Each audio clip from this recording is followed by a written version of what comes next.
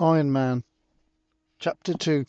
The auditorium was huge, easily containing several hundred people, and yet every seat was filled. Despite the numbers, the murmur of the crowd was curiously subdued.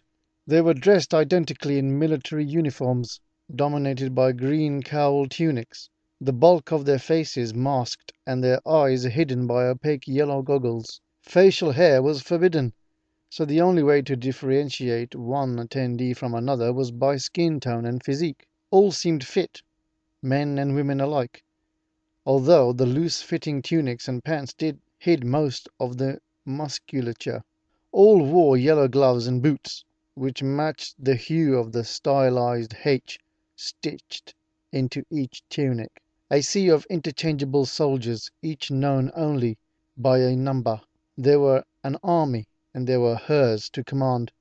The woman noted all this from her position in front of a monitor backstage, in moments before the chronometer reached 1400 EST. As the digits changed, she took a deep breath and strode forward. Her own outfit was a modified version of the standard uniform, but as the leader she had the discretion to make such changes.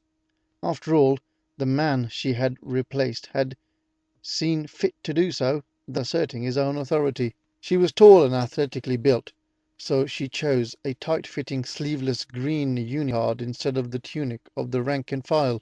Leather gloves covered her otherwise bare arms to above the elbows, and complemented by calf-length boots with spiked heels. Twin pistols hung at her hips, held there by a leather belt and holsters. Her long dark hair, highlighted green, covered her shoulders, and her lips were colored a deep green to match the uniform. All this was designed to attract the eye away from her face, the right side of which was often covered by lustrous hair. While she didn't hide the scars around her eye, she didn't want them to dominate her features. Quite the opposite. Every inch of her appearance was calculated to indicate strength, power, and sexuality. She strode to center stage where the overhead lights cast dark shadows, lending drama to her entrance. "You may call me Madame Hydra," she said. There was a trace of European accent evident to anyone with discerning ears, but she doubted anyone in the room was that sophisticated. These were drones, soldiers paid to do her bidding, not to do anything difficult, like thinking. Thanks to the microphone at the edge of the stage, her amplified voice was loud as it echoed across the vast chamber. "Hail Hydra, immortal Hydra! We shall never be destroyed. Cut off a limb and two more shall take its place." Several hundred voices cried in unison. "Hail Hydra!" It sounded strong, powerful, and convincing. She spoke again, and the audience fell silent. For decades Hydra has been building its forces, growing a network of operations, the likes of which the world has never seen. And the mythical beast for which we are named, our tendrils reach into every civilized country on this planet. Our location here on the world's greatest city lends us a pivotal role in achieving the goals of our organization. And under my leadership, you will stand at the forefront of the Blitzkrieg. We will launch the first great strike in the final campaign. The Supreme Hydra says that the time has come to act. At the invocation of their leader's name, there was a collective gasp. Behind her, a 30-foot high screen snapped to life, momentarily displaying the tentacled skull that was their logo before switching to a camera's eye view of Madame Hydra herself. In this way, all would see her as she took the reins of power. Our reach is global, and our goal is world domination. So that we may correct the ills perpetrated by greedy leaders, incompetent despots, and those who think themselves better than the rest," she said. There was a roar of approval, yet she herself didn't follow the party line. No, her physical and mental scars ran deep, and she was more interested in violence for its own sake. Hydra currently offered her the best opportunity to achieve that goal. None in the room needed to know how much the hunger for wanton destruction fueled her every waking moment. On the screen, the image switched from a figure to that of a map of the world and narrowed its focus to the northern hemisphere, then the east coast, and finally the island of Manhattan. The satellite imagery was sharper than anything these agents had seen before, and there was murmuring in the ranks. Baron Wolfgang von Strucker was a loyal soldier in the Third Reich's ill-fated attempt to conquer the world. He incurred Adolf Hitler's wrath and fled Germany rather than face execution. He built a power base in the Far East and discovered a Japanese faction forming a secret society likewise bent on world domination, she continued. Wisely, he co-opted them and became their tactician. His raids on the factories and warehouses provided materiel they needed to arm themselves while instilling a fear in their opponents. When they achieved nominal strength, he assassinated the Japanese warlord whom stood in his way and established himself as Supreme Hydra. What no one in the room realized was that she followed his template to the letter, in a way that even Strucker had never recognized. One of the first women granted position of power within Hydra, she had allowed Strucker, then the Supreme Hydra, to use her as he saw fit while she rose through the ranks. When ready, she would eliminate the leadership, hidden on the so-called Hydra Island, establishing herself as the new supreme leader. For now, she needed them to believe in her own authority and her commitment to Hydra's ideals. Hydra has spent years establishing secret holdings in the major city, every country and every government on the planet. There have been skirmishes, to be sure, even defeats, but we have emerged stronger because. She paused to see how rapt their attention was. Then her voice rose. Cut off a limb and two more shall take its place. Instantly everyone in the room stood, thrusting their fists into the air. Cut off a limb and two more shall take its place, they thundered. She smiled coldly with approval. Baron Strucker has lived well beyond the limits of human aging, through means we are not meant to understand, she continued. He has been a great leader, and his tactics have served us well, but it is time to move forward.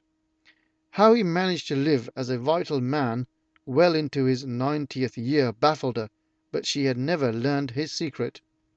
No matter, no matter, for she knew his weakness.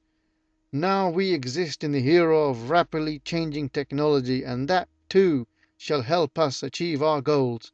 Soon those who manufacture such weapons shall fall under our control. The transistor was the last thing Strucker had understood completely. She knew, and that was something she couldn't. She knew that that was something she could exploit. Soon there would be no one to question her authority. We here in the field know whom stands to oppose us, she said, altering her tone to sound conspiratorial. Across the room, as far as she could see, heads nodded in agreement. Here in America, there are the FBI, the CIA, and the NSA, and branches of local law enforcement. Our brethren around the world must contend with the likes of Interpol, Britain's MI6, the Russian FSB, China's Ministry of State Security, and Mossad, and ABIN, and many others. And now there is a new international threat. The screen behind her altered on cue and displayed a circle containing the starlike shape of an eagle. At the center of the eagle was a classically shaped shield, a horizontal blue stripe at the top containing 3 stars, and 7 vertical stripes below, alternating red and white. The eagle's claws were splayed, while the wings and tail stretched out to the edge of the circle, not unlike tentacles in the Hydra coat of arms. They call themselves SHIELD, an amusing acronym for Supreme Headquarters International Espionage Law Enforcement Division, founded only months ago. They represent the countries of the free world, but are not beholden to NATO or even the United Nations. She glanced to her left. A waiting attendant walked onto the stage and handed her a manila folder. Madame Hydra nodded curtly and then turned, hefting the thin folder in the air. As the screen once again went live, the image zoomed in close to show a green-clad hand and SHIELD logo affixed to the front of the file. Upon learning of their existence, we sought them out and learned. We then sent out our members to cut off their head. Their operation has been crippled with his death, and the time is right to strike a lethal blow. With her free hand, she reached into her pocket on a wide leather belt, withdrawing a cigarette lighter, the stage lights making it glow like a religious icon. Her thumb opened the top and then rolled the strike wheel so that the lighter flared to life. This is what we do to our vanquished enemies, she cried, and she lit the folder. Hungrily the flame consumed it along with its contents. It was a showy bit of ritual, but it was what was expected, and she had to perform flawlessly. As the charred remains fell to the stage floor, a spontaneous cheer resounded from the still standing agents. Hydra must crush this new agency before it can gain a hold on the world stage, she cried out, her magnified voice drowning out the cheers. Within moments the shouting ended and silence returned. Only a voice was heard. In the process, we will do everything possible to damage America's own resources, undermining the world's confidence and assaulting the United States economy. Already our sister cells have struck successfully throughout Europe. We must do so in less. We must do now no less in